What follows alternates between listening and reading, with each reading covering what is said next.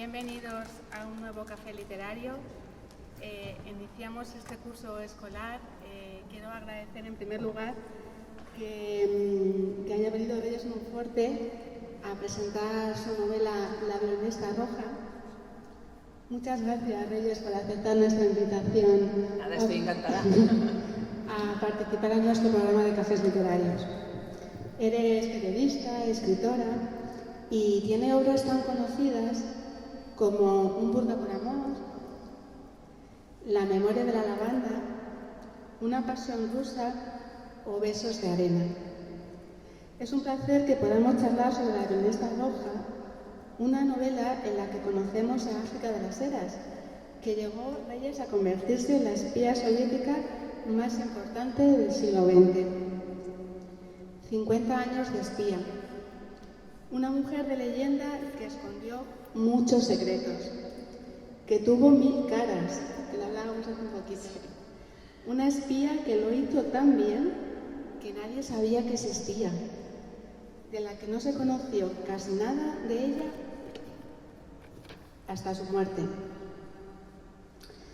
La mejor violinista, que así se llamaban a las operarias soviéticas que enviaban informes e interceptaban mensajes del enemigo, pero también se hizo pasar por traductora, secretaria, modista, 1000 caras. Estuvo en muchos de los escenarios importantes de la historia del siglo XX y con muchos personajes importantísimos de la historia y de la cultura. Hemingway, Frida Kahlo, George Orwell o el propio Trotsky. Cada vez que cambiaba de país, también lo hacía de identidad. Mudaba de piel para convertirse en alguien al servicio de sus ideales, anteponiéndolos a todo. Una novela sobre la verdad y la mentira, donde aparece el peligro, el misterio, secretos, traiciones. La historia tiene su camino. Y lo que vivió esta mujer fuerte, de gran coraje, se ha convertido en novela La violinista roja. Le quiero preguntar, ¿cómo llegas a África de las Heras y cómo decidiste convertir su vida en una novela? Y después os animo también a vosotros a que también le hagáis preguntas a Reyes Monforte. Bueno, antes de todo, 1000 gracias por estar esta tarde aquí, os lo agradezco muchísimo, porque con el tiempo que hace se estaría fenomenal en una terraza y sin embargo estáis aquí, así que muchísimas gracias. ¿Cómo llego a la historia de África de las Heras? Pues como a casi todo lo bueno que nos pasa en la vida por casualidad. Fue durante el proceso de documentación de otra novela, de Una pasión rusa, que cuenta la historia de la mujer española, de la madrileña, que estuvo casada con el gran compositor ruso Sergei Prokofiev. Allí encontré por primera vez una referencia a África de las Heras. Y su historia me cautivó. Primero porque, como muy bien has dicho tú, África de las Heras es o fue la espía soviética más importante del siglo XX. Estuvo 50 años al servicio de la KGB. En La violinista roja se cuentan 70 años del siglo XX, pero llama mucho la atención que una mujer nacida en Ceuta en 1909, en una familia acomodada, en una familia de militares, ella misma se casó con un capitán de la Legión, que una mujer con ese perfil cambiara tanto su destino para convertirse o hasta convertirse en la espía soviética más importante del siglo XX. Y que, como muy bien has dicho tú, estuvo en todos los escenarios posibles. Estuvo en la Revolución de Asturias del 34, allí actuó de correo y llevó armas, y coincidió, por cierto, con su ya exmarido, con el capitán de la Legión. Estuvo en la Guerra Civil Española y además no de cualquier manera. Ella estuvo de interrogadora en la Checa de San Elías, que era una de las checas más crueles durante la Guerra Civil. Allí se dieron cuenta los enviados de Stalin, los espías soviéticos, de que África de las Heras valía, tenía madera de espía. Y entonces decidieron enviarla con la tapadera de María de la Sierra, con la tapadera de traductora y secretaria. La enviaron a la Casa Azul de Frida Kahlo y de Diego Rivera a México. ¿Por qué allí? Porque allí estaba viviendo el gran enemigo de Stalin, León Trotsky. Ella se hizo pasar, cambió su nombre, como bien has dicho tú, se hacía llamar María de la Sierra, y se hizo pasar por secretaria y por traductora de Trotsky. Y logró una intimidad con él, y gracias a esa amistad, a esa relación, pues pudo pasar a los servicios soviéticos todo tipo de información sobre Trotsky y sobre lo que sucedía en la casa, quiénes iban a visitarle, quiénes le llamaban por teléfono, cuáles eran los movimientos de Trotsky y también de Frida y de Diego Rivera. Los planos de la casa también empezó a hacerlos ella. Es decir, que tenían una espía en casa y no lo sabían. De hecho, África de las Heras fue la que descubrió la relación amorosa, o bueno, más bien pasional, que existió entre Trotsky y Frida Kahlo, que Diego Rivera se enteró el último, como suele pasar en estas ocasiones, pero fue ella la que lo descubrió. Allí en México también estaba Ramón Mercader, que se convirtió, como todos saben, en el asesino de Trotsky. Con Ramón Mercader, África de las Heras tuvo una relación amorosa durante toda su vida. Es verdad que cuando Ramón Mercader mató a Trotsky en Coyoacán, en México, fue encarcelado durante 20 años y ahí esa historia de amor pues, se cortó. Pero después de asesinar Ramón Mercader con la ayuda de África de las Heras y de otros muchos a Trotsky, África es enviada por Stalin a los bosques de Ucrania durante la Segunda Guerra Mundial para luchar contra los nazis, y allí vuelve a cambiar de identidad, se hace llamar la subcomandante Ivonne y ejerce de violinista roja, como bien has explicado tú, de operadora de radio. ¿Por qué las llaman violinistas a las operadoras de radio soviéticas? Porque iban con su radio metida en una maletita, así como si fuera una especie de estuche de violín, se recorrían distancias kilométricas, 20, 30, 40 kilómetros diarios, hasta llegar a un sitio seguro desde donde poder emitir informes a Moscú y de paso interceptar, si tenían suerte, los mensajes de los nazis, los mensajes de los enemigos. Allí mató, secuestró, chantajeó, bueno, os podéis imaginar lo que es una guerra que además, pues estamos viendo un poco, bueno, un poco no, estamos viendo bastante, ¿no? Ahora con la guerra entre Ucrania y Rusia.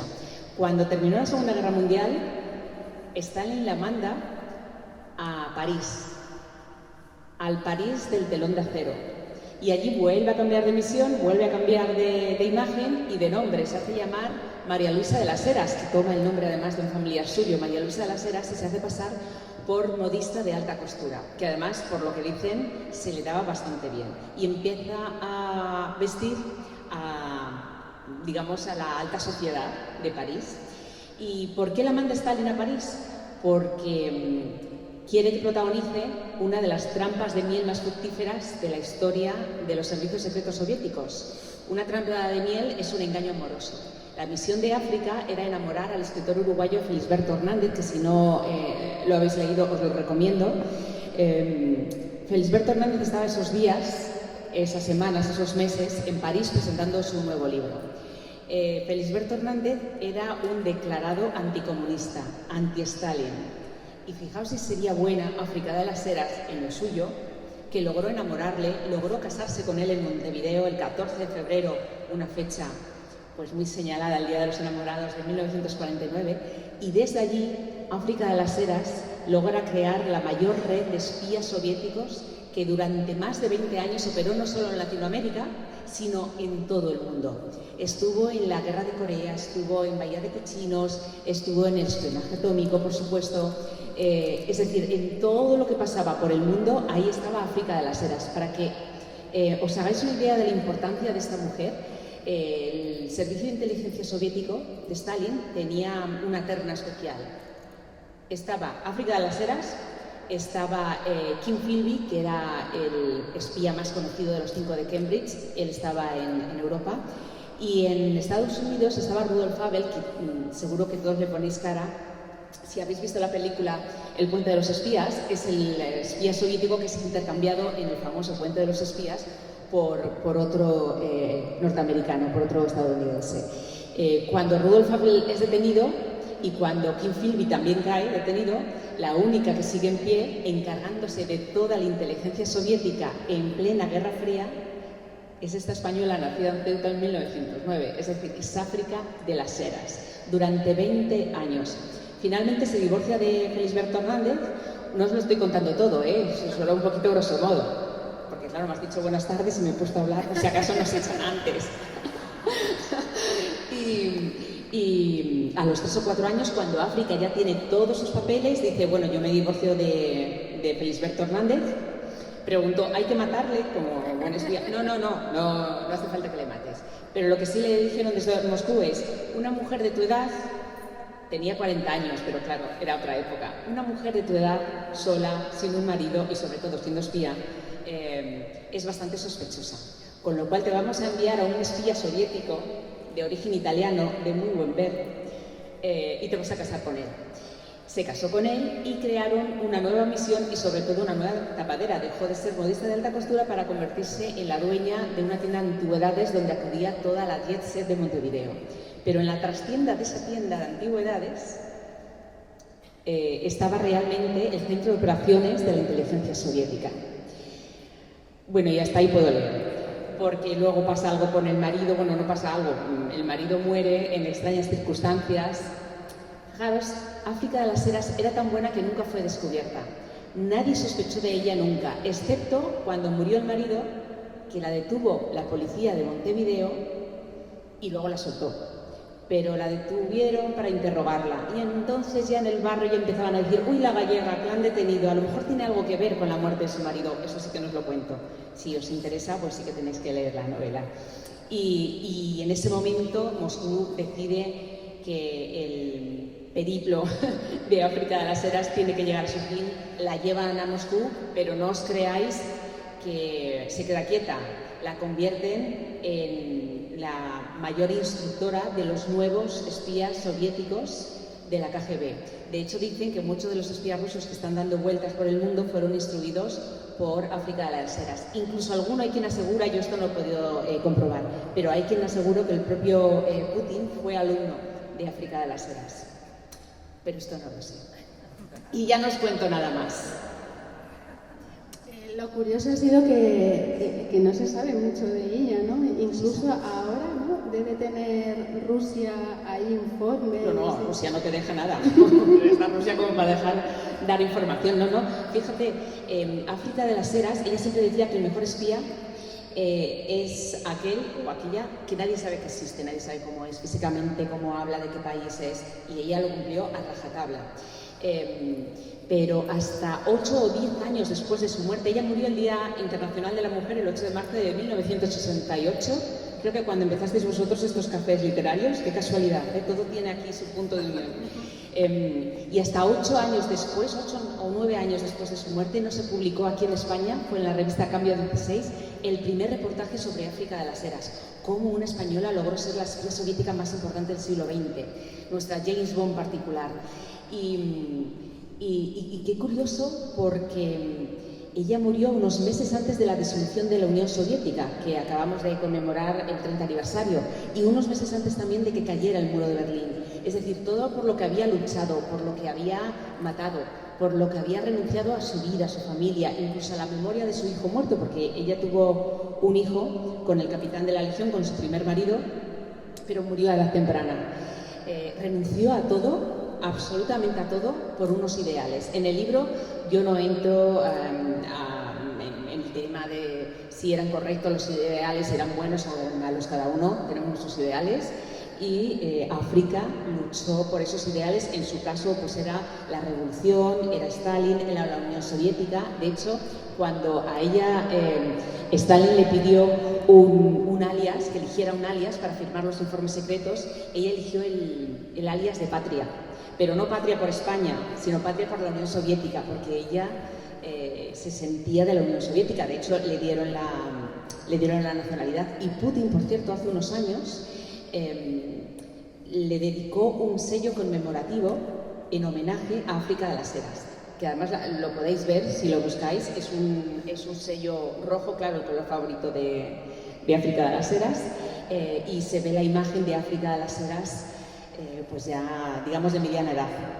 Y bueno, eso es un hito para todo espía soviético o ruso en este caso que se precie, tener su propio sello. Pero es verdad que no se sabe mucho de África de las Heras, aunque yo creo que lo he contado todo en el libro, no ahora, porque precisamente, bueno, era una espía, y cualquier centro de inteligencia o cualquier servicio secreto de un país serio que se precie, hombre, pues no va dando datos sobre sus espías, ¿no? y menos Rusia, que ya sabemos que lo de la ley de transferencia en Rusia pues no se les da demasiado bien. Bueno, os animo a que hagáis preguntas, levantáis la mano y os pasarán un micrófono. Mira, aquí delante tenemos, en esta segunda fila, os pasarán el micrófono para que toda la sala os pueda escuchar. Sí, buenas tardes. Todos sabemos que en Rusia existe una gran tradición de envenenamientos, tanto en la época de los zares como con la Unión Soviética. Aquí parece que nuestra heroína también recurre a ese sutil artificio para eliminar a su marido. Bueno, pues acaba de hacer spoiler el caballero, está fantástico. Así que un fuerte aplauso para él, por favor, porque se lo ha ganado. Yo aquí haciendo de todo para... Bueno, da lo mismo, es uno de muchos. Hay que leerlo. Sin embargo, bueno, no he dicho que marido, como tuvo varios. Sin embargo, se nos dice que ante el recelo de este por el whisky que le servían, María Luisa, ese era su nombre en aquel momento, dio un sorbo que le quemó la garganta. Pero no tuvo más efectos que ese. Es que María Luisa tenía alguna inmunidad al veneno. Y también me llama la atención la gran fidelidad que mantuvo África de las Heras durante toda su vida a los principios de la revolución bolchevique, hasta su muerte, cuando ya había irrumpido en el escenario Gorbachov con su glasnost, su perestroika, y se veía que el fracaso de la URSS era evidente y su desmoronamiento cuestión de poco tiempo. ¿Es que no veía lo que pasaba a su alrededor o que pensaba que ya era tarde para cambiar? Bueno, muchas gracias por la pregunta. ¿Has leído el libro? Ah, bueno, vale. Sí, claro. Bueno, no me digas que está tan claro. Si quieres te cuento yo algunas entrevistas en los medios, que si no he podido leer el libro, cuéntalo tú como sea. No, es verdad, bueno, la tradición que no solo tenían en el Imperio zarista, no solo tenían durante la Unión Soviética, sino que siguen teniendo ahora, los rusos son muy dados al envenenamiento. Lo estamos viendo, pero el envenenamiento en un té, el envenenamiento en aerosol, es decir, es que tenían un ministerio de venenos, o sea, es así. Y es verdad que al espía soviético de origen italiano que le mandan para que se case con ella, es verdad, no pasa nada, porque además se sabe, Valentino Marchetti, bueno, pues es verdad que África le sirvió un whisky, se fue a hacer la compra a ella, para la cena, y cuando llegó, pues el marido estaba muerto. De un ataque al corazón. Bueno, pues vale. Ahí hay varias teorías, si realmente fue un ataque al corazón, si África tuvo que ver. Claro, el marido empezó a dudar de la Unión Soviética. No de la Unión Soviética, sino de los mandatarios de la Unión Soviética y sobre todo de su manera de proceder. Que es algo que también le pasó a Ramón Mercader. Y también Ramón Mercader acabó muriendo en Cuba de la manera que acabó muriendo en Cuba, que también hay muchas leyendas, pero bueno, algunos, incluso su propio hermano Luis Mercader, en el libro que escribió reconoce que murió envenenado cuando fue a recoger un premio a la Unión Soviética, le regalaron un reloj y en el reloj pues había un pequeño veneno que se cobró la vida de Ramón Mercader, el gran héroe de la Unión Soviética. Bueno, eso entre leyenda, es verdad que tanto la Unión Soviética como Rusia hay mucho de leyenda y de historia, muchas veces no sabes distinguir qué es verdad y qué es mentira, pero yo siempre me pongo en lo peor, sobre todo en el caso de la Unión Soviética y de Rusia, me pongo en lo peor y bueno, aquello que decían las abuelas, ¿no? Piensa mal y acertarás. Que si no se dio cuenta lo que pasaba África no sé si se daría cuenta o no, pero fue fiel a sus principios. La gran mayoría de los espías soviéticos, incluso los que fueron jefes de África de las Heras, el propio Ramón Mercader, sí que dudaron y terminaron sus días hablando pestes de lo que fue la Unión Soviética y sobre todo los servicios de inteligencia. Algunos acabaron ejecutados o asesinados, otros acabaron en la Lubyanka, otros en el Gulag, pero África de las Heras no puso en duda nunca ninguna orden. De hecho, al final de La violinista roja hay un capítulo que es un diálogo entre África de las Heras y Ramón Mercader ya al final de sus días. Ramón Mercader le preguntaron, que se lo preguntaron en la vida real, le preguntaron si se arrepintió alguna vez de haber matado a Trotsky. Y él dijo que no se arrepentía, pero que a día de hoy no volvería a hacerlo, porque no hacía falta terminar violentamente con la vida de alguien para luchar por la revolución, por los ideales, por el comunismo y demás. Pero no se arrepentía de, en aquel momento, haberlo matado, pero vamos, que no lo volvería a hacer. Entonces, estos arrepentimientos en Moscú, en el Kremlin, pues no se digerían bien.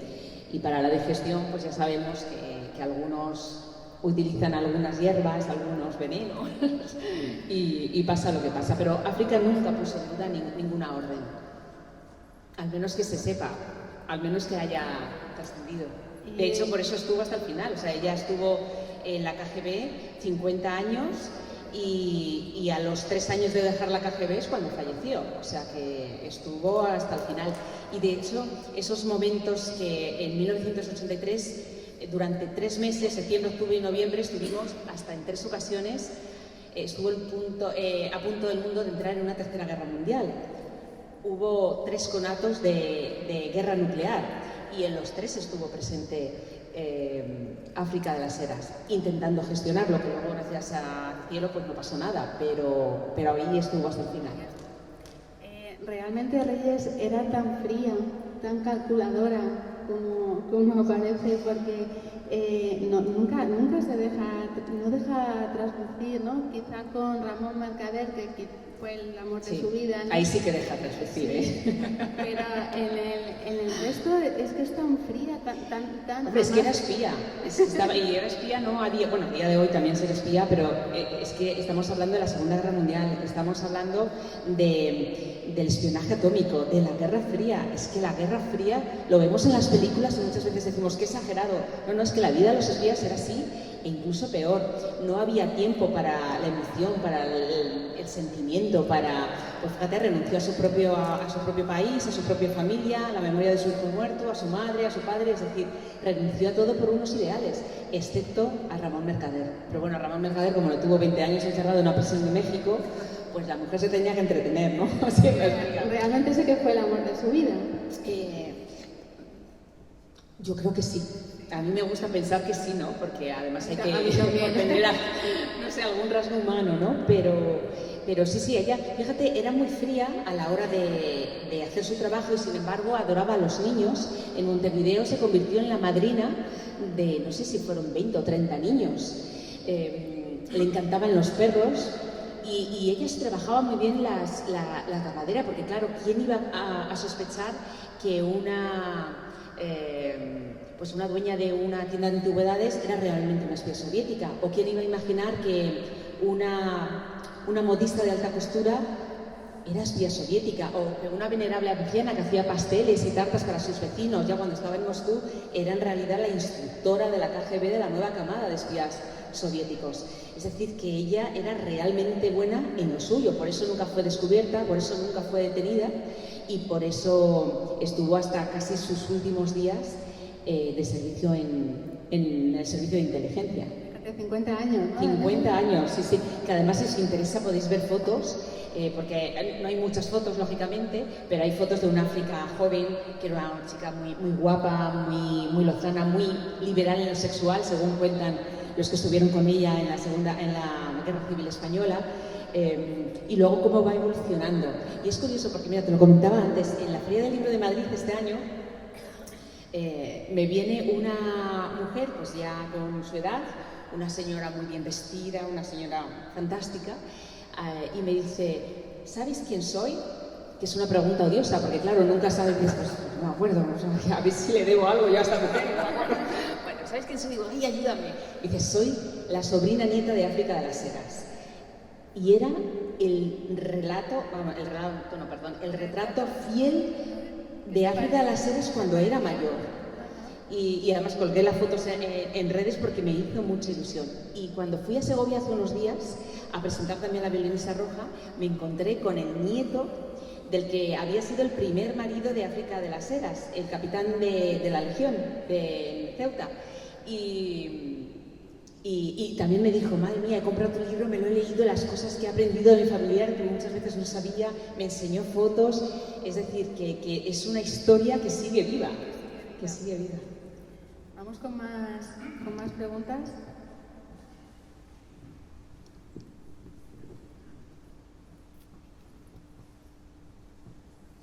Sí, buenas tardes, es un placer estar aquí y es un placer discutir y hablar de literatura.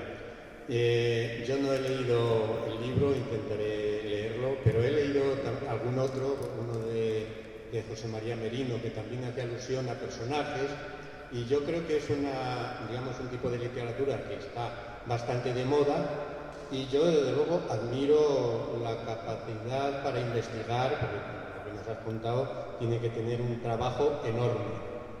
Entonces, sí. Mi pregunta o mi idea de comentar sería, tiene que haber, en toda novela hay una parte que es realidad, investigamos, pero luego tenemos que darlo la categoría de ficción, tiene que haber ficción. Entonces, claro, en este caso tú como escritora tendrás que tener algunos artes para que el lector no sepa distinguir lo que es realidad de lo que es verdad, porque yo pienso que ahí es donde está la cuestión y es donde está la intriga y el interés. ¿Puedes explicarnos alguna de tus claves? Mira, yo soy periodista y no sé si esto es una virtud o algo horroroso, pero yo creo que la realidad siempre supera la ficción, siempre. Por muy estupendos que nos pongamos los escritores, siempre la realidad nos va a callar la boca, porque va a superar la ficción. La historia de África de las Heras, bueno, yo he escrito 9 novelas. Las 9 novelas están basadas en hechos reales y en personas que existieron. Hay unas vidas tan al límite, tan apasionantes que no conocemos, que casi no hace falta inventar nada. Yo no invento nada, lo que yo sí hago es novelarlo, es dramatizarlo. Por ejemplo, África de las Heras conoció a la crème de la crème del siglo XX, George Orwell, Hemingway, Frida Kahlo, Diego Rivera, todos los espías, tanto británicos como estadounidenses, como italianos, como soviéticos, españoles. Entonces, los diálogos que yo disfruto mucho, escribiendo los diálogos, pues imagínate, entre África de las Heras y Trotsky, o África de las Heras y Frida Kahlo, por ejemplo, o Ramón Mercader. Disfruto mucho escribiendo esos diálogos, pero no es que me los invente, porque todos esos diálogos tienen una base documental. En el caso de la violinista roja, hay una amplia bibliografía que además está incluida en la novela. Solo en libros hay más de 100 libros, que además yo lo pongo por si hay gente que le interesa saber pues, más sobre Ramón Mercader, o más sobre Trotsky, o más sobre la vida de Frida Kahlo, o más sobre las checas que existían en Barcelona durante la Guerra Civil Española. Yo, si quieres que te diga la verdad, bueno, no te voy a decir la verdad. Te voy a dejar que lo leas el libro y que lo disfrutes. Pero, no, hablando en serio, casi todo lo que los lectores que han leído el libro y me vienen y me dicen, oye, esto que cuentas, que habló con Orwell en el Hotel Colón, esto es mentira, ¿no? No, eso es verdad. Oye, esto que cuentas que África de las Heras coincidió con Hemingway en Valencia, en un campo de entrenamiento que tenían los soviéticos en un pueblecito que se llama Benimamet, esto es ficción, ¿no? Pues no, esto es cierto. Ahí estuvo Hemingway, ahí estuvo África de las Heras y ahí está el campo de entrenamiento en Benimamet. Es decir, que lo que nos creemos que es ficción es realmente lo que sucedió. Yo por eso te digo que lo que sí que hago es novelarlo o dramatizarlo. Cuando digo dramatizarlo quiero decir ficcionarlo, o sea, novelarlo, no dramatizarlo en el sentido de exagerarlo o hacerlo más grande o más pequeño. No, dramatizarlo es para que una novela no se convierta en un ensayo o en una enciclopedia o en un reportaje periodístico. Una novela tiene que entretener al lector. Una novela, pues hombre, está bien que le expliques cómo era la Casa Azul, que le pongas un contexto histórico, por qué Stalin odiaba a Trotsky, por qué África quería matar a Trotsky, por qué África se entendió también con Ramón Mercader, porque eso se tiene que saber, pero claro, se tiene que saber de una manera que al lector le resulte atractivo la lectura y empiece la novela y la acabe. Hay alguna escena, ¿no?, de África de las Heras, que en ese caso era María Sierra, hablando con Frida Kahlo, y Frida Kahlo la trataba un poco como con desconfianza, ¿no?, porque parecía que incluso sospechaba o... No, Frida Kahlo no. Lo que pasa es que A mí me hubiese encantado conocer a Frida Kahlo, pero creo que tenía su carácter la mujer, ¿no? Entonces, no es que desconfiara, es que, por ejemplo, cuando se encontraba con África de las Heras en el patio interior que tenía la Casa Azul, que yo no sé si habéis estado en Coyoacán, en México, en la Casa Azul, pero si vais algún día, id a verla porque se ha convertido en museo, igual que en la casa donde fue asesinado Trotsky también se ha convertido en museo. Allí lo convierten todo en museo, es una maravilla. Y no sé por qué te digo esto. Ah, bueno, sí, cuando se encontraba Frida Kahlo en el patio de la casa, claro, Frida Kahlo le decía a María de la Sierra, en realidad África de las Heras, quiero pintarte, quiero hacerte un retrato. Y claro, María de la Sierra en plan, sí, claro, a una espía le vas a hacerte un retrato, te voy a decir cuándo me vas a hacer tú un retrato, ¿no? Entonces, no es que fuera seca, de hecho, hubo conexión entre ellas. Pero bueno, Frida Kahlo tenía su mundo, tenía su arte. Luego, claro, África de las Heras se intentaba meter, pues, tanto en el estudio de Frida, como en el estudio de Trotsky, como en el de Diego Rivera, para coger información, ¿no? Y claro, algunas veces la pillaba y tenía que disimular, bueno, pues lo que es la vida de un espía. Bueno, digo yo, la vida de un espía como si yo supiera, ¿no? Pero bueno. ¿Más preguntas? Bueno, no os pongáis tímidos y preguntar que... me encanta el título, ¿lo tenías desde el principio? ¿O? Sí, yo los títulos siempre los tengo desde el principio. Yo soy muy rara porque tengo... soy muy rara por muchas cosas, pero hablando de libros, hay muchos compañeros míos que dicen... yo cuando estoy escribiendo la novela, de repente llego a la mitad y cambio de rumbo. O mis propios personajes cobran vida propia y son ellos los que me escriben la novela. Y yo digo, pues qué suerte tenéis con vuestros personajes, porque los míos son unos vagos, que como no lo escriba yo, no cobran vida propia ni absolutamente nada. Yo cuando escribo una novela, cuando empiezo a escribirla, no durante la documentación, sino cuando empiezo a escribirla, yo ya tengo el guión hecho, sé cómo va a empezar, sé cómo va a continuar y sé cómo va a terminar. Tengo incluso las frases que suelen abrir cada capítulo y la novela central. Y por supuesto suelo tener el título, porque puede que sea algo pues, psicológico, pero claro, yo estoy en el ordenador y si ya tengo el título, pues el archivo donde escribo la novela ya tiene el nombre de la novela, con lo cual ya tiene más entidad propia, ya me lo creo más. Ya digo, tengo que trabajar todos los días, tengo que escribir todos los días porque hay un archivo con el nombre de la novela. Claro, pensando en la portada Sí, pero yo lo tengo... Hombre, muchas veces... A veces teniendo todo esto, pues lo estás escribiendo y dices, anda, pues aquí podía meter esto, pues voy a ver si lo puedo añadir. Esos añadidos sí que van surgiendo durante la escritura, pero lo que es yo vengo de la radio y en la radio siempre hacemos una escaleta. Aunque parece que improvisemos, no improvisamos, hay una escaleta. Y esa escaleta es la que yo también hago a la hora de ordenar la documentación, porque claro, en novelas como La violinista roja o Postales del Este, que fue la anterior, que estaba ambientada en el campo de concentración de Auschwitz, en el campo de mujeres, en Auschwitz-Birkenau, claro, hay mucha documentación y llega un momento que tienes tanta documentación que yo lo comparo como cuando te dan un puzzle de 5.000 piezas y lo vacías en una mesa y las ves todas juntas así desordenadas y dices, no voy a ser capaz de ordenar todo esto de que encaje, y al final sí que encaja. Pones la última pieza y se te queda la imagen, ¿no? Final. Pues eso es más o menos la elaboración o el proceso de elaboración de un libro.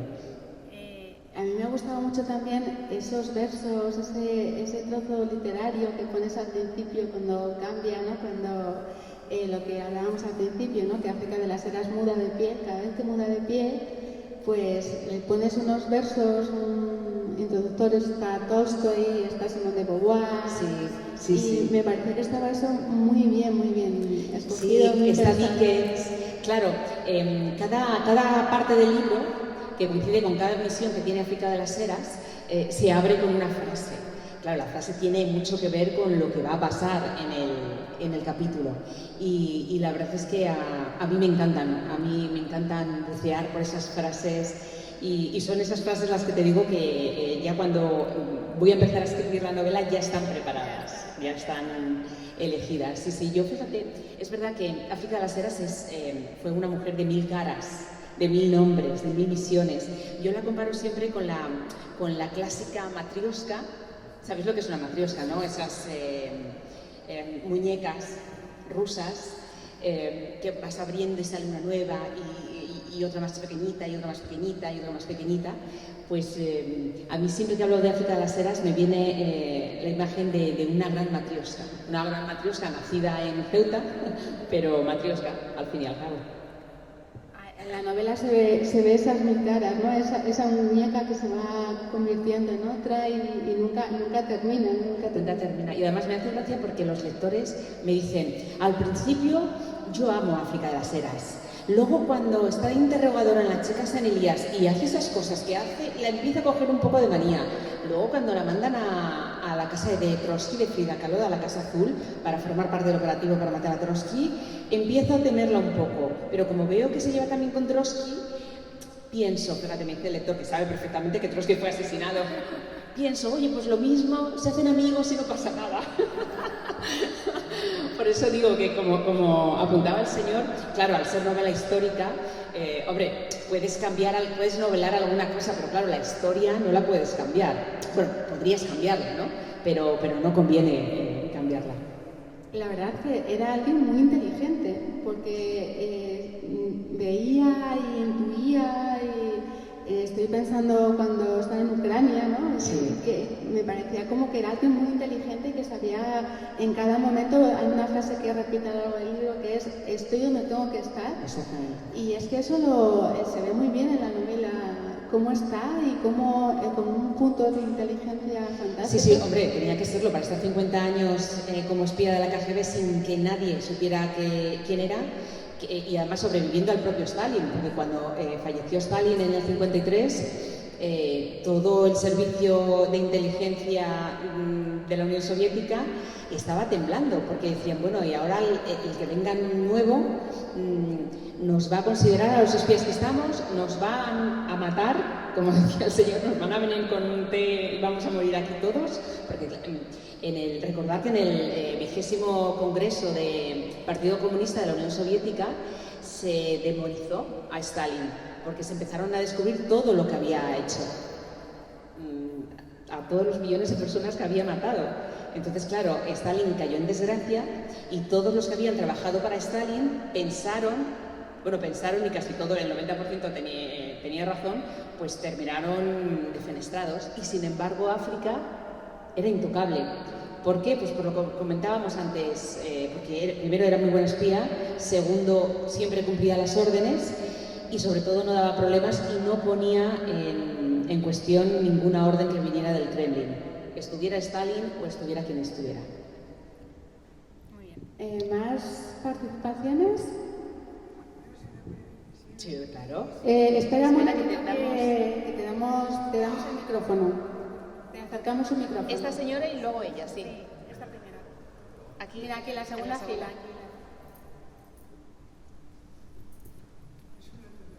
No, hombre, ¿cómo va a ser una tontería? Probablemente sea una tontería. Estoy leyendo el libro en primer lugar. Pero es que me ha llamado mucho la atención lo que has contado de la familiar, esa familiar que te has encontrado en Madrid. Sí, sí. Y hay otra en Ceuta, que en el programa de Carlos Herrera me estaba haciendo una entrevista y me dice, están llamando una familiar de África de las Heras desde Ceuta para decir que todo lo que estás contando es verdad. Que dije yo, bueno, pues menos mal que ha llamado para decir eso, porque imagínate que llama para decir todo mentira. Pero sí, claro, hay familia. Bueno, pues yo no soy de Ceuta, soy castellano. Oli. Pero mi cuarto apellido es de las Heras. Uy, madre. Y entonces estoy pensando si no vendré también de aquella familia. Pues... Esa es mi preocupación. No, pues haces bien preocuparte. Haces bien preocuparte porque ya sabes cómo son los rusos. Tú sabes, no sé si conoces al periodista Raúl de las Heras. Bueno, pues es familia de África de las Heras, que cuando publiqué el libro me pone un mensaje y me dice, oye, que es familiar mío. Que le dije, bueno, ahora todos de las Heras vas a ser familiar de África. Y me dice, pues casi todos. Así que, ¿usted tiene familia en Segovia? No, pero soy de Burgos. Pues algún viajecito salía. Tienes que investigar todo lo genealógico que hay. De hecho, algo curioso, y lo cuento porque, bueno, le pedí permiso y no le importa, esta familiar que vino a la feria del libro dice, la verdad es que en la familia no la entendemos, o sea, no entendemos muy bien por qué nos salió una chiquilla tan roja, porque en casa todos somos de derechas. Y me pareció precioso, y dije yo, familia que se nos desboca de una manera que no puede ser. Pero sí, es curioso. Y de hecho esta misma familia, o sea, María del Carmen se llama. ¿Usted cómo se llama? Carolina. Uy, pues me suena a mí. Carolina. Es broma. Y me dijo, me ha llamado la embajada de Rusia porque quieren hacer un homenaje a África. Pero yo les he dicho que no voy. Yo a la de Rusia no voy. No se sentían muy cercanos a ese... No son muy partidarios, vamos a decirlo así. Renegaba un poco. Buenas tardes. A mí algo que me ha llamado la atención es que en ningún momento dudas cuando planteas el personaje de que no tenga facilidad para los idiomas. Cómo domina el ruso, que es un idioma complicadito, el francés, sin haber... Sí, ella, bueno, creo que, si no recuerdo mal, ella habla francés y se explica que habla francés, de hecho estuvo en París. Sí, pero efectivamente, es lo que a mí me llama la atención, una persona que realmente tampoco tenía una gran formación. Sí, tenía una gran formación, o sea, venía de familia bien, a ver, era un poco loca ella, eso no quiere decir que no estuviera preparada, que no... De hecho, el ruso tampoco le hizo mucha falta hasta el final de sus días, porque estuvo en la guerra civil, en Ucrania, en París, y luego estuvo 20 y tantos años en Latinoamérica, o sea que el ruso tampoco le hacía mucha falta, pero sí, aprendió el ruso. Aprendió el ruso, sí. El francés, que en ningún momento nadie duda que ella no sea francesa.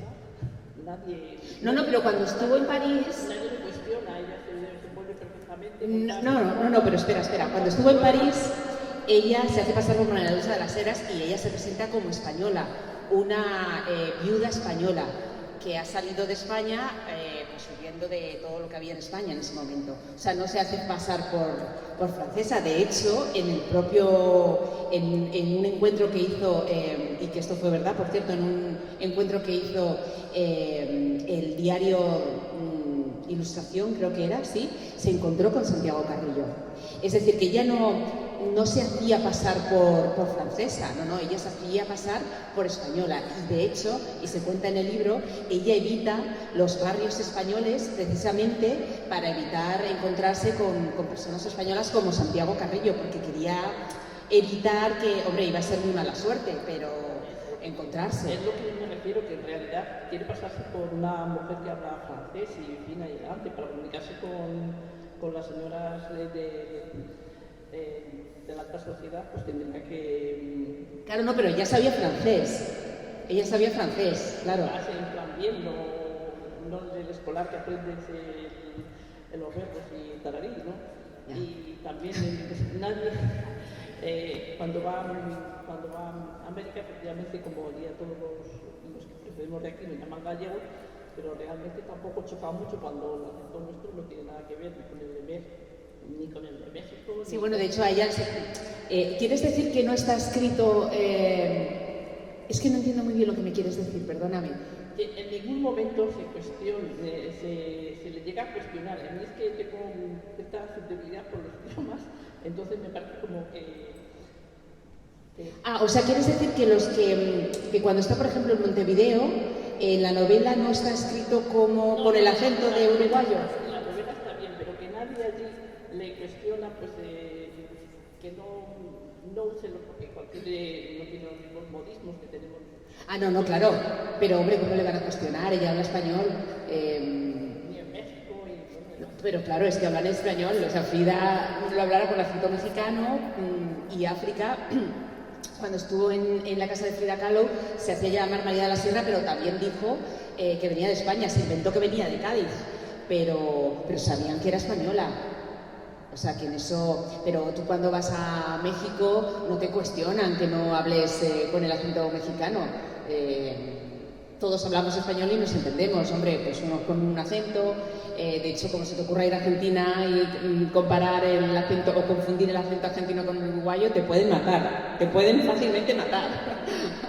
Pero sí, y además yo creo que en aquella época, por ejemplo, Ramón Mercader también sabía francés, y sabían inglés, y sabía... Hombre, todos los espías supongo que tienen que saber idiomas, ¿no? Porque imagínate si no, todos con el Google Translate. Ay, no puede ser. No, pero para eso, es que África de las Heras era una mujer muy preparada. De hecho, las agencias de inteligencia de todos los países, claro, buscan a gente realmente preparada. No buscan a cualquier tirado que estemos por la calle. No, buscan a gente pues con conocimientos, con nivel de idiomas.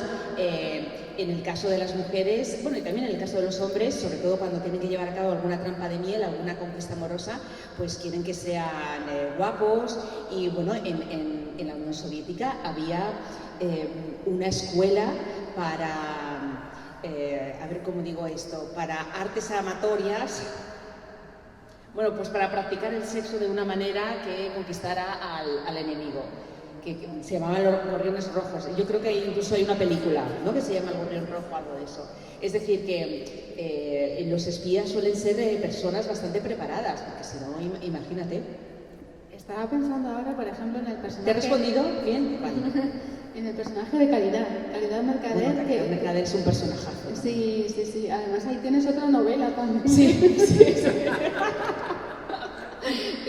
Voy a ver si descanso un poco de los Mercader, pero sí, Caridad Mercader era madre de Ramón Mercader, que también hay una relación, y en la novela se cuenta, en La violinista roja se cuenta, porque claro, hay una relación de amor y odio entre Caridad Mercader, que fue una espía soviética también, que sí que conoció a Stalin, que además era la madre del gran héroe de la Unión Soviética, Ramón Mercader, que había logrado matar al gran enemigo de Stalin, o sea, a Trotsky. Y entonces, mientras su hijo estaba en la prisión, ella vivía, pues, ella era pues muy de Stalin, pero bueno, se aprovechaba del privilegio de vivir en una casa de 3 dormitorios en Moscú, que eso no lo hacía nadie, claro, pero ella era la madre de Ramón Mercader, ¿no? Y Ramón Mercader tuvo esa relación de amor y odio, ¿no? Porque sí es verdad que era una madre muy pesada con todos sus hijos. Para que entraran en la lucha, para que entraran a la Unión Soviética, para que tuvieran relación, para que se fueran a vivir a Moscú. De hecho, Caridad Mercader cuenta que murió en París, hombre, no abrazada, pero sí con el retrato de Stalin en su cama.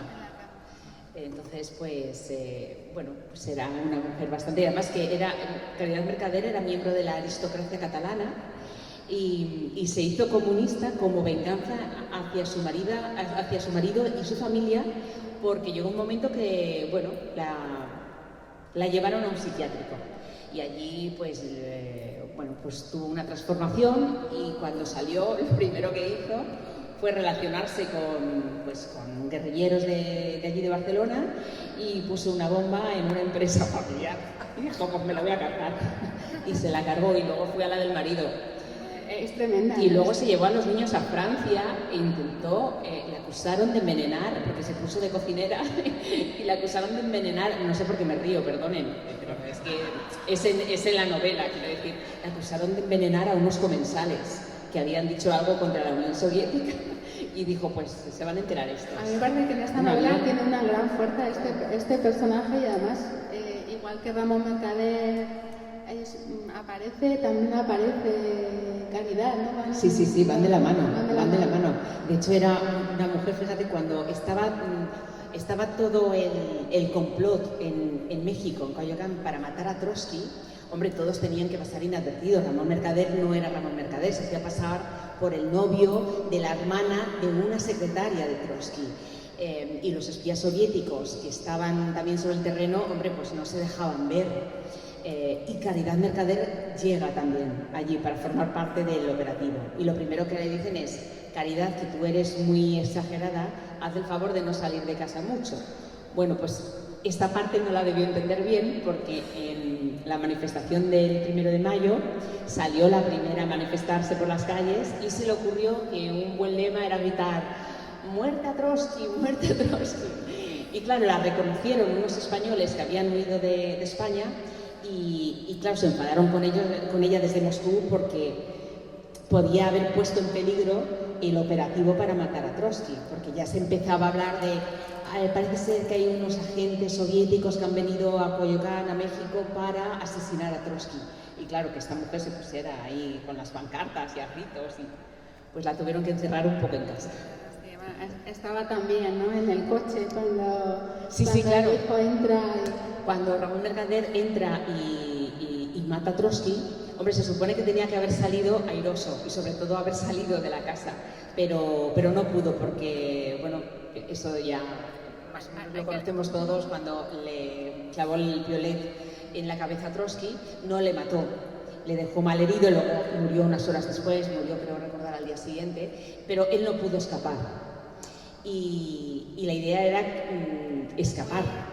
Y en el coche, en la calle, no justo en la calle de la casa donde fue asesinado, sino cerca de esa calle, pues les estaba esperando Caridad Mercader y un espía soviético que en ese momento era la pareja sentimental de Caridad Mercader, pero claro, se tuvieron que ir. Y África también estaba cerca. ¿Más preguntas? Mira. Buenas tardes. Quería saber cuánto tiempo has estado documentándote para preparar la novela, porque tiene mucha documentación. Y si hay algún personaje conocido, que conozcamos todos, no histórico, que se encontrara con África y que tú no has querido meter en la novela. No, yo lo meto todo. No. Pues es que he metido a todos. Yo creo que el quién es quién del siglo XX está en la Vienesa Roja porque, claro, es que se relatan 70 años de historia del siglo XX. Que el siglo XX además es yo siempre lo digo, que es el mejor guión de serie o de película porque pasó de todo, bueno y malo. Tuvo a villanos, tuvo a héroes, tuvo a los grandes personajes. Yo con todos aquellos que yo he sabido que ella ha tenido contacto, están todos metidos en la novela. ¿Cuánto tiempo me llevó a documentarme? Muchísimo. Así como te digo que, por ejemplo, para escribir un libro yo más o menos empleo un año y medio como mucho, el proceso de documentación me lleva años. Fíjate, en el 2015 es cuando yo publiqué Una pasión rusa. O sea, en el proceso de documentación de esa novela es cuando yo descubrí por primera vez, descubrí para mí, quiero decir, el personaje de África de las Heras. Y desde el 2015 hasta nuestros días, bueno, hasta que publiqué la novela, yo me he estado documentando de África, porque claro, una vida así no te puedes documentar en un solo año o en dos. Es un proceso bastante extenso. A mí sobre todo que me gusta mucho documentarme, porque me gusta mucho leer. Yo siempre digo que antes de escritora lo que soy realmente es una lectora. Yo me lo leo todo, yo me leo hasta los prospectos de los medicamentos, que acabo con un ataque de ansiedad impresionante, claro, porque estas cosas que ponen, pero yo me lo leo todo y me lo veo todo y cualquier... Fíjate, estando de promoción el otro día en Valencia, me dijo un compañero que él había oído que África de las Heras tuvo por lo que me comentabas antes, tuvo una relación sentimental también con Frida Kahlo, que hay un reportaje, ahora mismo un documental, perdón, en Netflix que lo da a entender. Yo la verdad es que nunca lo había oído y no he visto este documental de Netflix. Te quiero decir que realmente estos personajes que son tan de novela y tan potentes, yo creo que cada vez se van sabiendo un poquito más de ello, con lo cual la documentación es que nunca cesa. Así que me puede durar pues años. No es la primera vez, ¿no?, que hablas sobre, pues eso, tienes una novela que es Una pasión rusa, o sea que Moscú y... Bueno, es que Moscú tiene mucha historia, es que el alma rusa... Es que, el espíritu ruso, ¿no? Hombre, ese alma rusa de Dostoyevsky, de Tolstoy, es que tiene una historia, o sea, ese alma rusa que es que porque claro, los rusos son especiales. Esto no es negativo ni positivo, es que son rusos, o sea, la denominada alma rusa, que tienen un carácter, que tienen una vitalidad tan al límite que por vivir son capaces por vivir a tope son capaces de suicidarse. O sea, esa es un poquito el yin y el yang del alma rusa, ¿no? Solo hay que leer a Dostoyevsky, a Boris Pasternak. Tienen una historia además tan sufrida ella que es muy atractivo para una novela. La verdad es que son muy literarios los rusos. Sí, son un poco también pues como los españoles o como los italianos. Hay otros pueblos que no son tan novelescos, por así decirlo. El espíritu, ¿no? El espíritu literario. Más preguntas.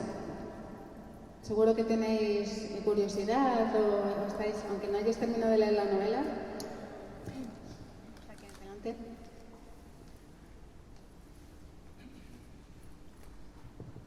Buenas tardes, estoy leyendo también la novela, pero llevo poquitas páginas. Y cuando se está contando lo de Ramón Mercader, su madre y todo eso, claro, es que me he encontrado con otro libro que estoy leyendo a la par, que es el de Leonardo Padura, El hombre que amaba a los perros. Sí. Entonces, claro... Eso sí que es novela, porque él ha cambiado los nombres, él ha inventado así cosillas, pero está muy bien, también está en la bibliografía. Pues claro, me ha llamado mucho la atención. Bueno, qué sorpresa, ¿no? Y además, esa relación que había tenido cuando empecé a leer también de tu libro, y me llamó la atención, simplemente era eso, ¿no? Pero digo, fíjate, y ahora cuando estabas contando un montón de cosas sobre la madre de Ramón, toda una historia que hay ahí detrás tremenda, ¿no? Una mujer también, efectivamente, de una sociedad a bien, la sociedad catalana, ¿no? Como todas las peripecias que vive y cómo efectivamente se tiene que sacrificar a los hijos. Los sacrifica, sí, de hecho sacrificó a uno. Hay una leyenda negra, uno de ellos murió aplastado por un tanque en un frente durante la Guerra Civil. Y algunos dicen, claro, esto de las leyendas no se sabe, ¿no? Pero algunos dicen que fue la propia Caridad la que envió a la muerte a su propio hijo porque no se había comportado como se tenía que comportar un guerrillero revolucionario. Bueno, esto es lo que dicen. Conociendo el carácter de Caridad Mercader, tampoco nos tendría que sorprender mucho. Pero bueno, sí que desde fuera dices, ¿cómo va a mandar una madre a su hijo? Bueno, pero es que era la espía soviética la que mandaba a uno de los suyos, más que una madre a un hijo. Sí. Por cierto, es compañero y mañana presenta el libro aquí, ¿verdad? Aquí no, bueno, en Fuenlabrada, pero en otra biblioteca. Ah, en la competencia. Ah, entonces no decimos nada. Que no es competencia. Ah, vale, entonces sí. Bueno, pues vayan. Sí. Fernando de los Ríos en la biblioteca. Fernando de los Ríos. Es la que tenemos asignada para los autores. Ah, muy bien. ¿Y a qué hora es? 7 de la tarde. Pues a las 7 de la tarde. A las 7 en la biblioteca Fernando de los Ríos. Cuando estaba hablando Manuel, no hablamos de eso, ¿no? De leyendas, porque la historia también forma parte de episodios históricos que también tienen mucho de leyenda. Pasó, no pasó, estuvo, no estuvo. Sí. ¿No? Y fíjate, de la historia, es que hay episodios que no conocemos. Aquello que dicen para no repetir la historia hay que conocerla realmente, para no caer en los mismos errores. Y estos días que estamos hablando tanto de una posible tercera guerra mundial, que estamos hablando tanto de si hay amenaza real de una guerra nuclear, antes lo he pasado así de pasada, pero en 1983, en un intervalo brevísimo de 3 meses, estuvimos a punto de ir a la tercera guerra mundial en 3 ocasiones. La primera, el 1 de septiembre de 1983, cuando dos cazas soviéticos derribaron un avión de pasajeros, murieron todos los pasajeros y la tripulación, por supuesto, y la Unión Soviética se vio obligada a pedir perdón. Se justificó diciendo que creían que era un misil enviado por Estados Unidos. Y claro, eso no se lo creyó muy bien el mundo, porque entre un misil y un avión de pasajeros hay una ligera diferencia, pero bueno, la Unión Soviética tuvo que pedir perdón. Ahí se temió que el mundo se echara contra la Unión Soviética, pero todo se calmó. A las pocas semanas sucedió algo en un búnker soviético que tenían unos ordenadores nuevos. Y en la pantalla del ordenador principal apareció el mensaje de alerta, informando del envío de 5 misiles por parte de Estados Unidos con dirección a Moscú. El teniente que estaba al cargo del búnker, Petrov, tuvo el sentido común de, en vez de seguir el protocolo, que el protocolo era en cuanto se vea un misil en la pantalla del ordenador, hay que avisar al Kremlin y el Kremlin responde al ataque con otros misiles. Bueno, pues él se paró 2 minutos a pensar, imaginaros la situación, se paró 2 minutos a pensar y dijo: ¿cómo va a iniciar la Tercera Guerra Mundial Estados Unidos mandando solo 5 misiles? Nos hubiesen mandado bastantes. Esperó 5 minutos y se dio cuenta que que el ordenador se había equivocado, porque no eran unos misiles, era un equinoccio de otoño. Es decir, que el ordenador confundió unos rayos inoportunos de sol con misiles. Es decir, que menos mal que ese día, o esa noche, mejor dicho, porque fue a medianoche, estaba de guardia el teniente Petrov. Si no, bueno, a lo mejor no estábamos aquí ninguno de nosotros.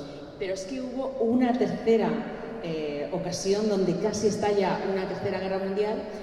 Al mes de ocurrir esto del teniente Petrov, la Unión Soviética detectó unos ejercicios militares.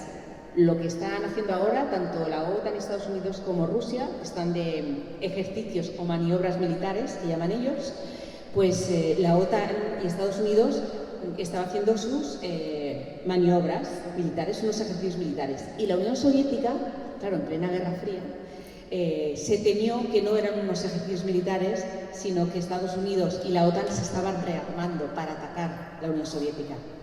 Y lo tenían ya todo preparado, pero en el último momento dijeron: pues no, son unos ejercicios militares. Pero estuvieron a estas.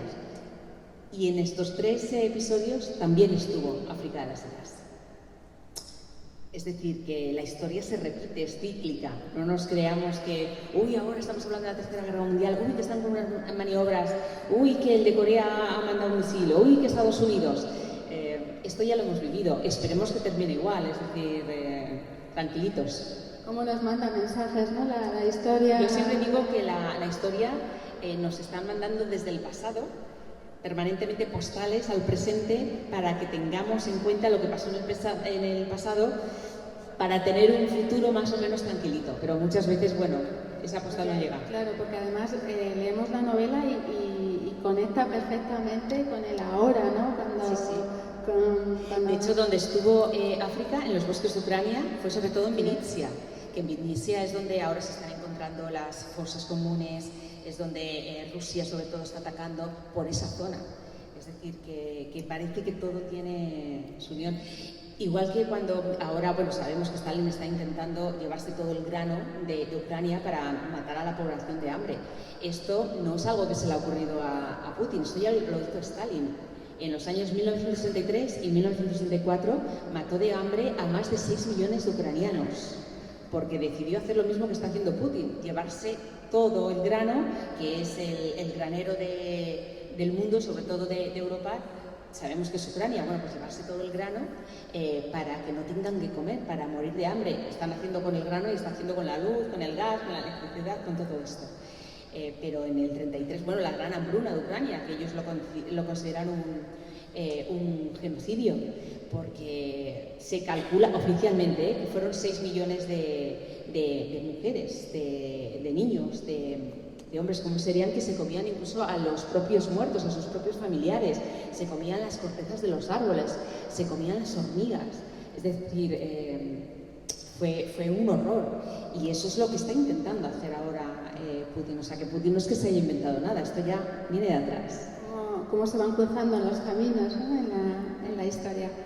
No sé si tenéis alguna pregunta, y no sé, Reyes, ¿cómo uno cómo después de pasar tanto tiempo, ¿no? de documentarte, de escribir la novela, de seguir con la promoción, cómo uno se deshace de este personaje para empezar a escribir otra historia.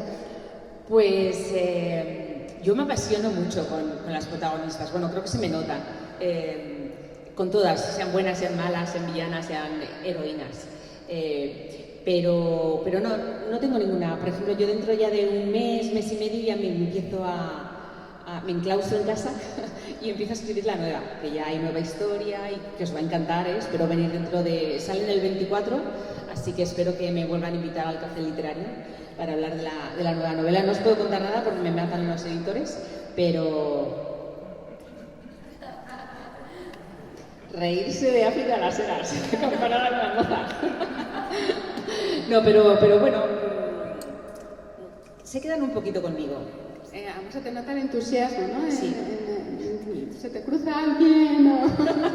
Y dices, ahí está la historia, ¿no? Ahí está la y historia, vas a su encuentro, sales a su encuentro. Sí, yo creo que, fíjate, es por ese hambre de historias que tenemos los periodistas. Yo, por ejemplo, la historia de una pasión rusa, que es la historia de la española, la madrileña Alina Prokofiev, que se casó con el compositor ruso, uno de los más importantes del siglo XX, Sergei Prokofiev, yo no tenía ni idea hasta que paseando un día por una calle de Madrid, bueno, paseando no, que iba a un restaurante que estaba ahí, y al salir vi la placa que había puesto el Ayuntamiento de Madrid que ponía: aquí nació la musa y esposa del compositor ruso Sergei Prokofiev. Y yo a Prokofiev le conocía, pues hombre, como le conocemos todos, autor de La Cenicienta, de Pedro y el Lobo, de un gran músico, pero no sabía que había estado casado con una madrileña, con una española. Y cuando me informé un poquito sobre ella, claro, descubrí que tenía una historia de película. O sea, una mujer que vivió lo mejor del siglo XX con su marido, cuando iba de país en país, dando conciertos, pero también lo peor del siglo XX, que fue cuando Stalin decidió mandarla a un campo de concentración ruso, a un gulag, porque creía que era una mala influencia para Prokofiev, porque Stalin quería a los artistas rusos en la Unión Soviética y no dando conciertos ni en París, ni en Italia, ni en España, ni en ningún sitio, o sea, que produjeran para la propia Unión Soviética. Y tiene una vida de película, tiene una vida pues que conoció a Coco Chanel, que conoció también a Hemingway. Bueno, yo creo que a Hemingway he conocido todo el mundo en el siglo XX, claro, se movía tanto el hombre como para no conocerle, pero también tiene una historia de película y lo descubrí de esa manera tan tonta. El Burka por Amor, yo estaba en la radio, yo estaba haciendo entonces un programa de radio, un punto radio, que ya no existe esta cadena, y nos encontramos con su historia. Nos llamó la hermana de María, la protagonista de Un Burka por Amor, para ver si podíamos contar su historia y ayudarla a salir de Kabul, que llevaba 4 años sin poder salir de Afganistán porque se había casado con un afgano al que había conocido en Londres, pero se había ido a Afganistán a conocer a sus padres, a sus suegros, y llegaron los talibanes al poder y se quedó encerrada. Le robaron el dinero, le robaron la documentación, no podía demostrar que era española y estuvo 4 años sin poder salir porque nadie la ayudaba. Cuando iba al consulado, claro, no creían que era española, primero porque llevaba el burka, no sabían quién estaba debajo del burka, por mucho que ella dijera soy española, si no tenía papeles, no le hacían ni caso. Contamos su historia y al día siguiente nos llamó un empresario mallorquín diciendo que quería ayudar a que María pudiera salir de este país. Tanto ella como sus 2 hijos pequeños, su marido, que costó un poquito más, pero bueno, a los pocos meses también salió de Afganistán, y ella entonces está embarazada de su 3er niño, que el niño lo perdió cuando llegó a España. Y fue tan alucinante esa historia, que además la vivimos en directo, que a mí me llevaban tiempo diciendo, oye, ¿veis? ¿Por qué no escribes un libro? Las editoriales, ¿por qué no escribes? Bueno, las editoriales, una editorial tampoco había guerras, ¿por qué no escribes un libro? Y yo siempre decía, si es que yo no encuentro ninguna historia que me apetezca contar. En cuanto encuentro una historia que sea digna de ser contada, yo os escribo el libro. Y claro, cuando viví además en mi propio programa la historia del Burka por Amor, dije, pues mira, ya he encontrado la historia. Lo que no pensábamos, bueno, no pensábamos nadie, y yo menos, es que se iba a convertir en el bestseller del 2007, que lleva vendidos en España más de 1,5 millones de ejemplares, que se ha traducido hasta en albanés. El otro otro día me llegó el burka por amor en albanés, que digo yo que habrá sido fiel a lo que yo escribí, porque claro, cualquiera se lee eso. Pero bueno, y se sigue editando, es decir, dentro de nada sacamos la 64 edición. Hace 15 años ya de ese libro y se sigue leyendo y sigue interesando, y yo estoy muy orgullosa porque gracias a ese libro o gracias a la historia de María muchos conocimos más sobre el burka, que ahora ya sí que conocemos, pero hace 15 años la problemática de las mujeres en los países musulmanes, la problemática del velo, del burka, de todo lo que se escondía, de la realidad que escondía la mujer que estaba debajo del burka, hace 15 años no era tan conocido. Incluso yo recuerdo entrevistas que algunos compañeros me decían, algunos compañeros periodistas me decían, porque el burka es algo exótico, ¿no? Y bueno, pues esa pregunta a día de hoy, pues ni siquiera se haría, ¿no?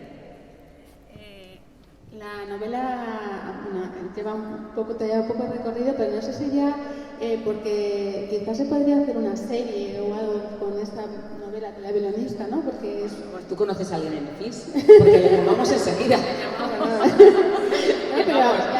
Pon la Netflix que se ponga. No, pero porque las escenas son muy visuales. Sí, hombre, claro. ¿No creéis que...? Sí. De hecho, del burka por amor, menos mal que habéis dicho que sí, anda que se dicen que no, una serie no. Sí, del burka por amor se hizo una serie que fue la serie más vista del 2009 en Antena 3, que tuvo más de 4 millones de espectadores, claro, unas audiencias que hoy en día no se ven. Y La Infiel también se va a hacer serie, que quizás la haga Mediaset, está en ello. Entonces, hombre, yo estaría encantada, ¿no? Porque está muy bien.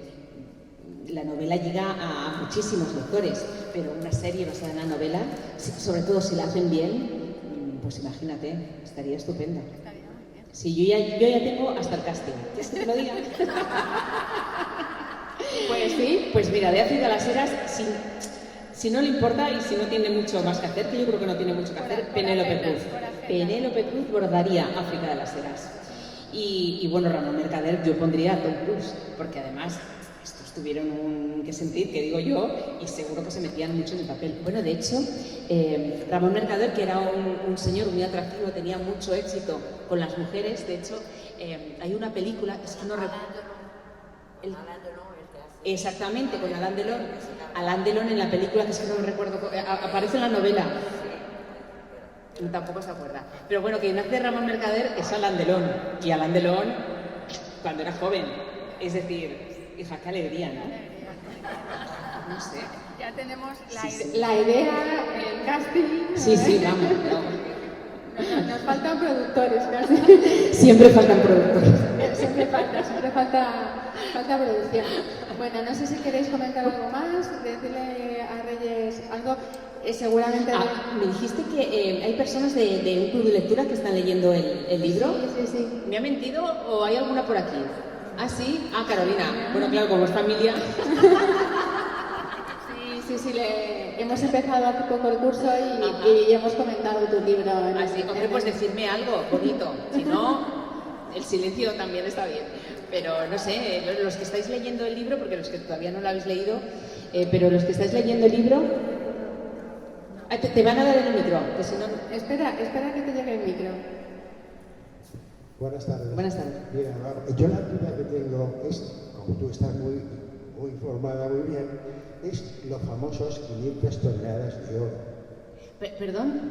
Las 500 toneladas de oro. Amigo. La ayuda desinteresada de Stalin, quieres decir, ¿no? Sí, el famoso oro de Moscú. Correcto. Pues, bueno, yo creo que ya todos sabemos, ¿no?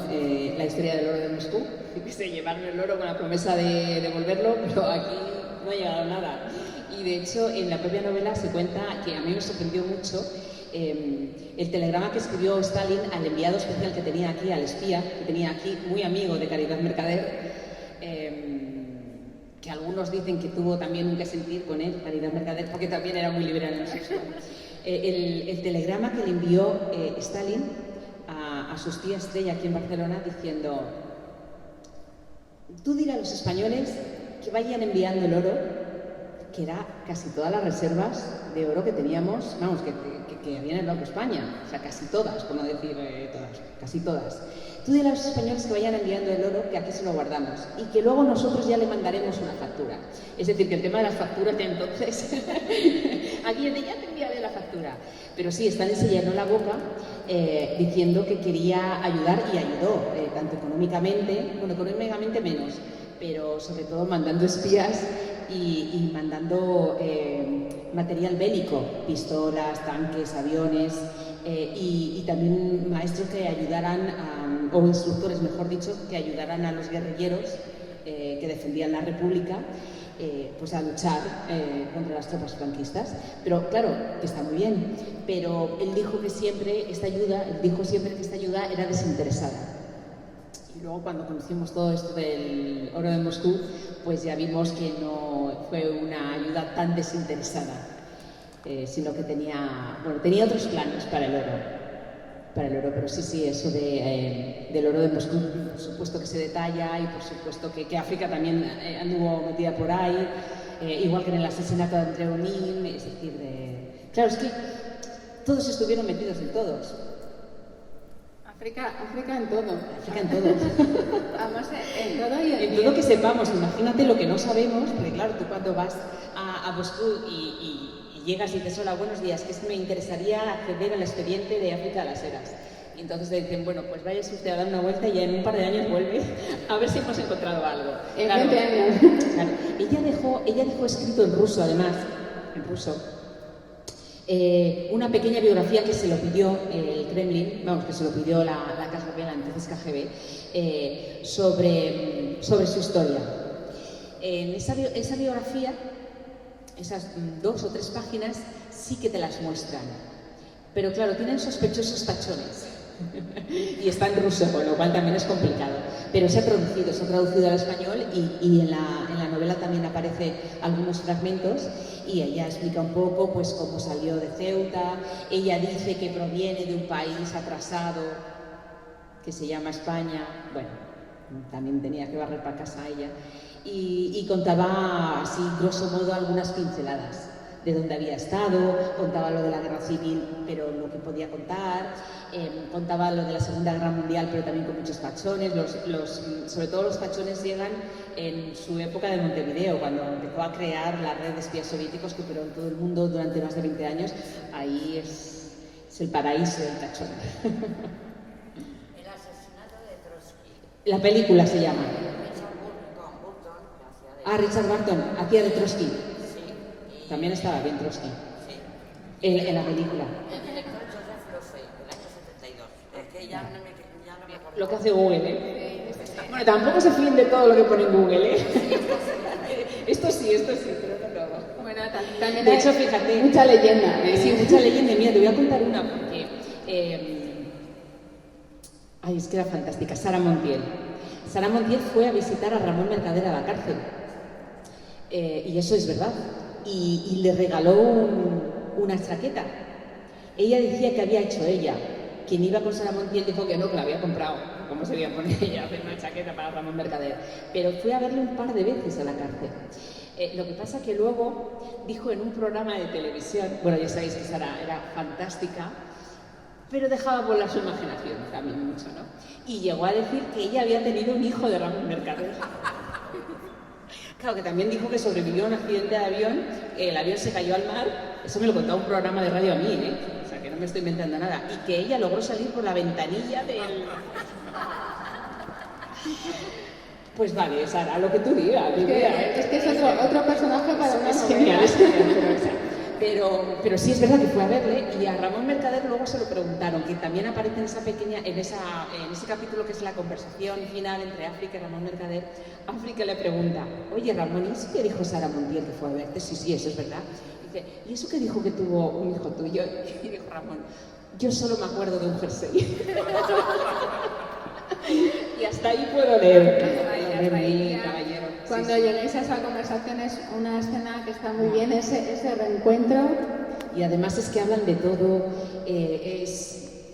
Está mal que yo lo diga, pero me ha quedado muy bien esa conversación. Sí. Ese capítulo me ha quedado estupendo. El resto no lo sé, pero es que hemos llegado, lo constatamos que ese reencuentro es fantástico y sobre todo esa conversación después de tantos años. Claro. Y que despeja además al lector, como nos comentaba el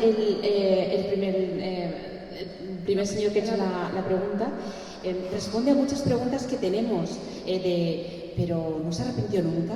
¿O qué es lo que piensa ahora Ramón Mercader cuando le están dando la medalla de héroe de la Unión Soviética? ¿Qué es lo que piensa ahora realmente de lo que hizo? ¿Qué es lo que piensa del papel actual de la Unión Soviética? ¿Qué es lo que piensa de África? Que dos personas que empezaron a la vez tengan dos visiones tan distintas, pero se sigan queriendo tanto, o sea, ese abrazo final que se dan, eso es tan bonito. Si es que en el fondo somos todos unos románticos, incluso los espías, los buenos y los malos que matan a gente. Volveremos a invitar a Reyes en cuanto saques tu próximo libro. Y si no me invitáis, yo vengo aquí un día, me siento y digo, a ver, que vayan viniendo. Voy a dar la palabra para cerrar el café literario a Daniel Pascual, que es director del Patronato de Cultura. Hola Reyes. Qué ilusión. Es que lo puedo contar. No es en plan Sara Montiel, ¿eh? No. Pero este señor que le amo y yo tenemos una historia. Con mi marido, claro. Compartimos un nombre en común. Compartimos un hombre en común. Sí. Gran hombre. Sí, hombre, yo creo que sí. Te lo digo yo. Y además que te quería mucho y... A ti más. Hombre, más le valía. Pero es verdad, mi marido era actor y coincidimos, y este señor que siempre ha trabajado mucho en la cultura y sigue apostando mucho por la cultura, con lo cual se lo agradecemos mucho, pues coincidió en una obra de teatro, en una gira, y la verdad es que fue maravilloso y tenemos unos recuerdos de risas continuas en un estreno de Avilés, así que le tengo mucho cariño. Os lo digo porque a ver qué es lo que dice ahora, que espero que hable bien. Primero, dar las gracias a Reyes. Yo, su libro, que me lo mandaron, Hombre. Me lo leí en vacaciones. Me quedó una parte y cuando lo terminé le mandé un mensaje a Reyes y le dije, Reyes, tienes que venir a Fuenlabrada. Ella me contestó inmediatamente, me dijo, cuando tú quieras, yo voy. Esa es Reyes Monforte, ¿eh? O sea que no lo hace por mí, sino por todos vosotros. Hoy la concejala Mónica Sebastián no puede estar porque está con María Pajés y con Carmen Linares en los premios Princesa de Asturias. Ella se ha leído el libro, no solamente se ha leído el Burka por Amor y me dice, es que me gusta Reyes porque todo lo que escribe son historias de mujeres. La jefa es muy militante.